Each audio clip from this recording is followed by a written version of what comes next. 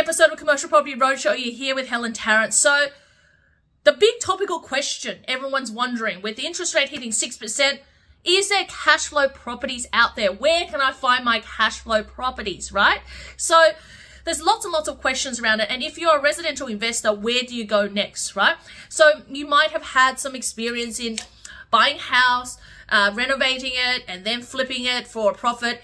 You might have done a subdivision. You may have had you might be flipping some houses, or you might have had a build 1 to 2, or 1 to 4, or alternatively, you might have bought house and land packages and you're holding, right? For whatever reason, you've bought your residential, you've gone on the journey, you might feel now you need a little bit more oomph in your portfolio. You need something a little bit more, and you're looking for cash flow. And where do you find the cash flow at the moment in this market, right? Is it still around, or has it totally gone, right? And can you still get cash flow properties right now in this commercial property market? And I'm telling you, the next step, if you are a residential investor, is commercial property. And the reason for that it needs to be commercial property, is that it gives you a really nice balance of commercial versus residential. And the reason for that is, when you start with residential, any kind of investment, the loneliest number is 1, right? You start with 1 and you're at the most at risk. Whether it's residential or commercial, you're still most at risk at 1. So what you want to do is try to get as fast as possible to 2, to 3, to 5. The question is always, how do you continue to expand and grow your commercial property portfolio, or any property portfolio, right? So the loneliest number is 1 in any kind of property investment. So from 1, you want to go to a 2, you want to go to a 3, you want to go to a 5, right? And that's ultimately where you really want to go.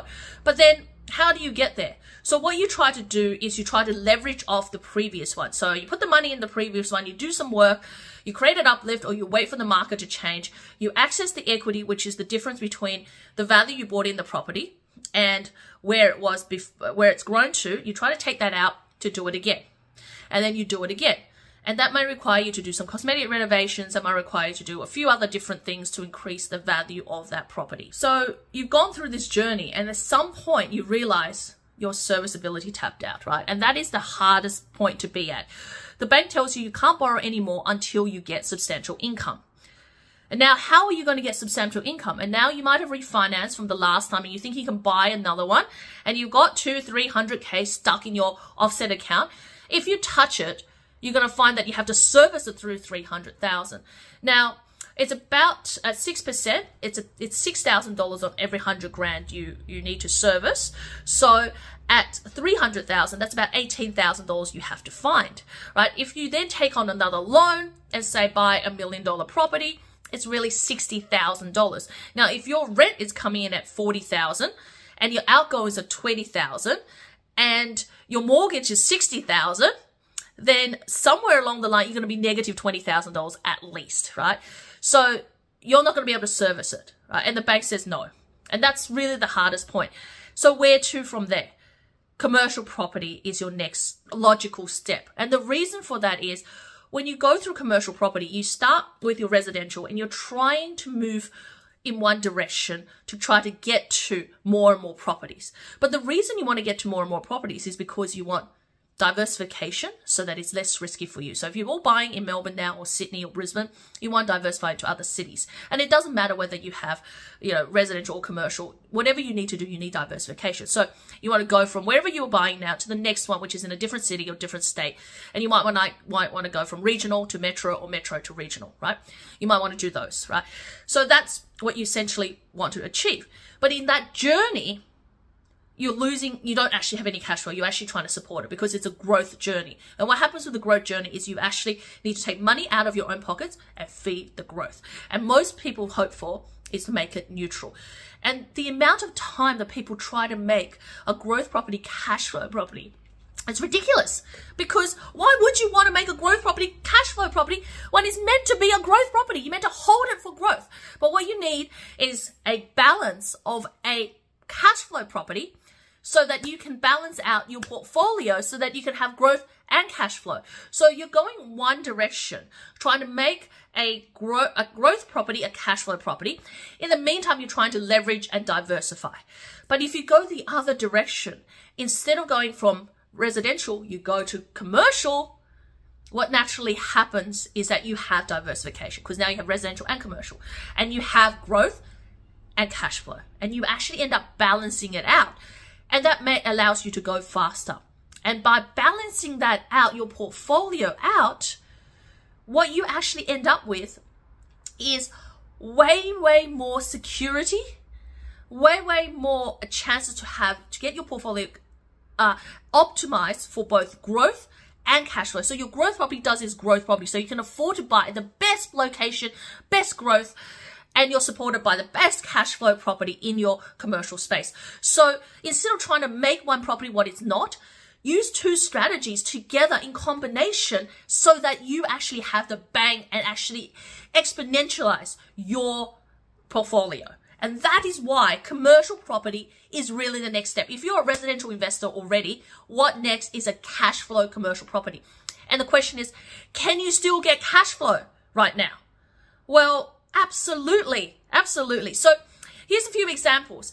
If you had a commercial property right now and you want to buy somewhere that's going to give you cash flow, but also a bit secure, so you don't want to be regional, but you also want some kind of growth in the back end, what you can do is that you can buy a cash flow property in probably fringe areas like a Melbourne, Adelaide, ACT, maybe even around just the fringe further out from Sydney or New South Wales. You can buy that property, and what you end up with is a property probably between 6 to 6.5%, right? So here's one that we just recently did in Shell Harbour, right? It's just outside of Sydney. It's about almost $1 million in purchase. It's over 6% in return, which means that even if it's 100% finance for you, which means the deposit is coming out of an equity redraw from your residential property, and you're getting a commercial loan, the property still supports 100% of the borrowings on this property. So it will give you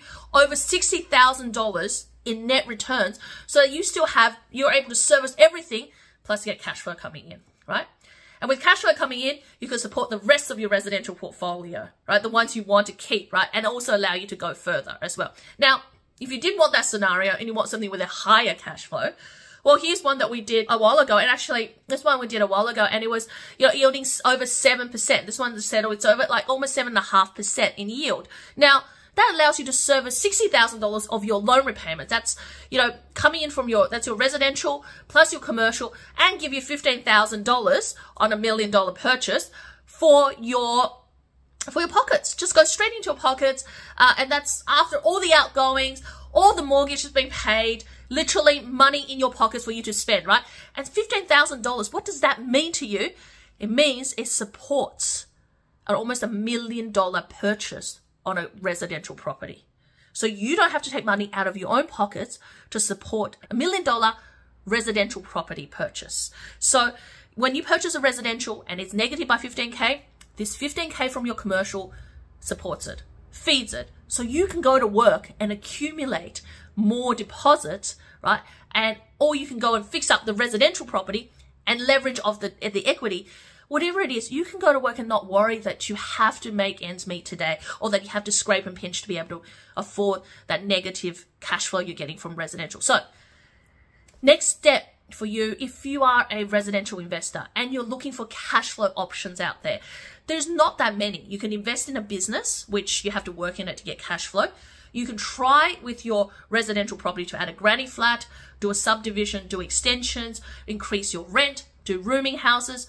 It's a lot of effort. Why don't you just buy a set and forget commercial property? Set and forget commercial property gives you a property that gives you cash flow from day one. And these tenants are secure tenants.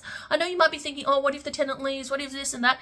But these properties have tenants that are secure, tenants who are locked in because they need to be there. The tenants pay the outgoings. The tenant's been operating their business for a long time and they're not going anywhere. And plus, they continually pay their rent and put money in your pocket. It's the best of both worlds. So really, going forward from now, your action steps is to take action and find out more about investing into commercial real estate, how it balances out with your residential. Now, all you have to do is reach out to us, calendar link below, so that you can click and book in for us a strategy session, obligation-free strategy session. You can join one of our events. Booking for our upcoming boot camp is also there. Plus, you know, we've got meetups coming around all around Australia. Google Helen Tarrant commercial. You'll find heaps and heaps of information out there. Check out my other videos. But in the meantime, subscribe, hit the bell, and I'll see you in the next video. Bye for now.